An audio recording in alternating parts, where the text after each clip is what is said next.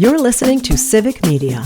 You can tune into any of our live shows on any radio station across the state with the Civic Media app. Find us in your phone's app store and listen anytime, anywhere. This is your WLCX Daily News Roundup for the Eagle 1490 AM in La Crosse.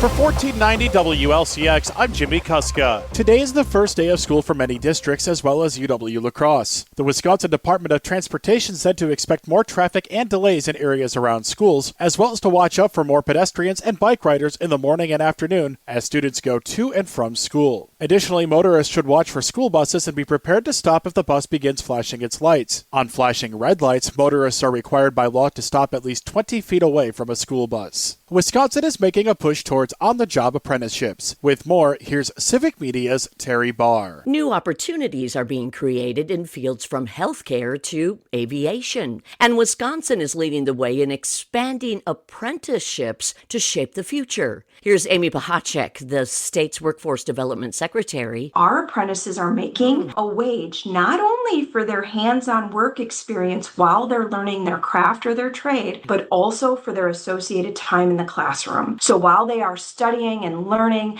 math and other related academic tools to have their profession and their certifications, they are still getting paid, and that is unique. State officials are also preparing for challenges and opportunities artificial intelligence, or AI, is already presenting to the workforce. Find more information at dwd.wisconsin.gov. Several committees meet today in La Crosse's city government. The Board of Public Works will consider a right-of-way policy for Oktoberfest parades. The board will also hear a request to declare the fiber internet replacement line at the airport as an emergency. Later this week, the Board of Estimates will look at the city's 2026 budget and discuss any needed changes. Another committee will consider new traffic signal push buttons and ambulance bypasses as part of a new citywide traffic program. It's back to school week, which means that school buses will be on the road again in the morning and afternoon hours. The Wisconsin Department of Transportation is reminding drivers that it's illegal to pass a school bus when its lights are flashing. Amber flashing lights mean that the bus is about to stop and drivers should slow down. Red flashing lights mean that the bus is stopped and drivers are required to stop at least 20 feet away from the bus. The only exception is if the bus is on the opposing side of a divided highway with a center median. Wisconsin is focusing on technology and the workforce. With more, here's Civic Media's Terry Barr. Governor Tony Evers launched the country's first workforce-focused artificial intelligence, or AI, task force several years ago. The group is ready to help industries adapt while protecting workers. I talked with the state's Department of Workforce Development Secretary Amy Pahacek about it. First state in the nation, the first task force as it relates to workforce and artificial intelligence. How to be proactive and how we are going to prepare our workforce for what is truly being deemed the fourth industrial revolution. Artificial intelligence is expected to impact virtually every occupation and every industry in the world. Pahacek says Wisconsin's labor legacy is now guiding the response to AI while keeping its workers at the heart of this fast-moving technology. The area organization that puts together honor flights for military veterans is seeking donations. Freedom Honor Flight will make its 33rd trip on September 13th to Washington, D.C. To date, the Freedom Honor Flight has taken over 3,200 veterans to the nation's capital from within a 100-mile radius of La Crosse. But now the group is seeking donations to continue the flights, which currently cost about $185,000. Over 600 veterans remain on a waiting list. To learn more or to donate, visit freedomhonorflight.org. A cool down is on the way this week. Today will be the warmest day of the week with highs approaching 80 degrees. Tonight through tomorrow we'll have chances of scattered showers and storms as temperatures begin to cool off. By Thursday and Friday, highs will be in the low 60s for most of the Coulee region, and overnight lows could be in the 30s in some spots. High temperatures will rebound back to the 70s next week. We'll have more details in our Civic Media forecast.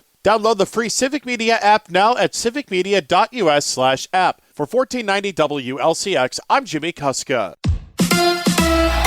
Murph gets ejected. Hi, I'm Mike Clemens with sports. The Brewers have the night off. Game 2 of their 3-game series is tomorrow night at AmFam Field against the Phillies. The Brewers losing yesterday 10-8 to Philadelphia. Manager Pat Murphy ejected from the game after first base umpire Jim Wolf's controversial call on a Phillies batter that put him on base with a walk instead of a called strike 3. Umpires have a hard job. What I don't like is when they're definitive that they got it right, and then I see what I see after the game, and you can see the barrel's out in front of his front leg.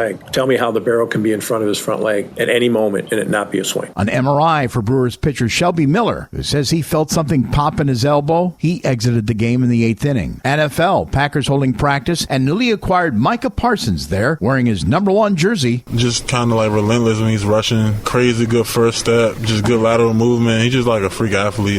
I feel like personally we could do a lot of stuff with him. That's Packers left tackle Rasheed Walker with Sports on Mike Clemens.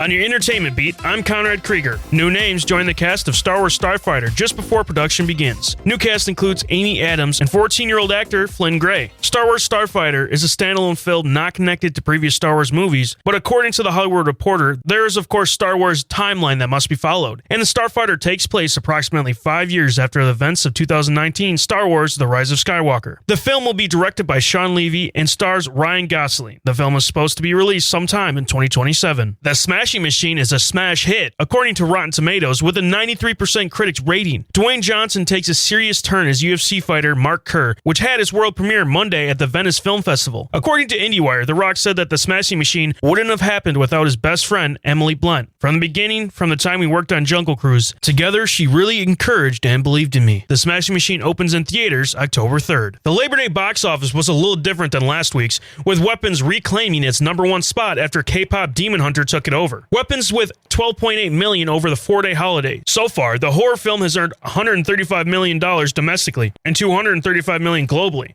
In second place, the 50th anniversary of Steven Spielberg's classic Jaws collected $9.9 million after Universal re-released it in about 3,000 theaters. Its domestic haul now stands at $283.6 million. Caught Stealing, a crime thriller from Darren Aronofsky that stars Austin Butler and Zoe Kravitz, came in third with $9.6 million over the holiday weekend. The weekend's new other release is Searchlight's satire, The Roses, an estimated $8 million. The Roses stars Benedict Cumberbatch, Kate McKinnon, Andy Samberg, and Olivia Colman. Are you looking for a TV show to hold you over until the NFL season? Well, here's a con pick. It's not quite The White Lotus, but it does have some similarities. I'm talking about the Peacock original, The Resort, with William Harper, Kristen Melody, and Nick Offerman. This show is about an anniversary-ship that puts a marriage to the test when they find themselves in Yucatan's unsolved mysteries. I really enjoyed the series, and it only has 1 season with 8 episodes and a finale that'll make your jaw drop. The Resort has great critical praise with an 88% on Rotten Tomato and 7.3 on IMDb. Check it out on Peacock. It is football season starting on Thursday, so you know what that means. Finding the platform that has the game you would like to watch. Don't worry, Packer fans, we are on CBS at 3:25 on Sunday. But Thursday game, which is Dallas versus Philadelphia, is on Peacock and NBC. And Kansas City's matchup against Los Angeles on Friday will be available to stream on YouTube and NFL+.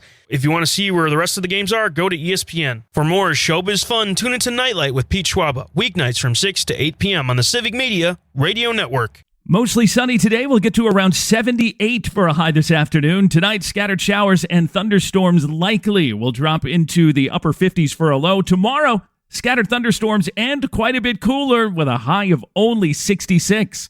I'm meteorologist Sean Cable. Outside now, it's 55. That's your WLCX Daily News Roundup from Civic Media. Subscribe to this podcast on Spotify, Apple, or wherever you find your podcasts. Find more news at lacrosseeagle.com.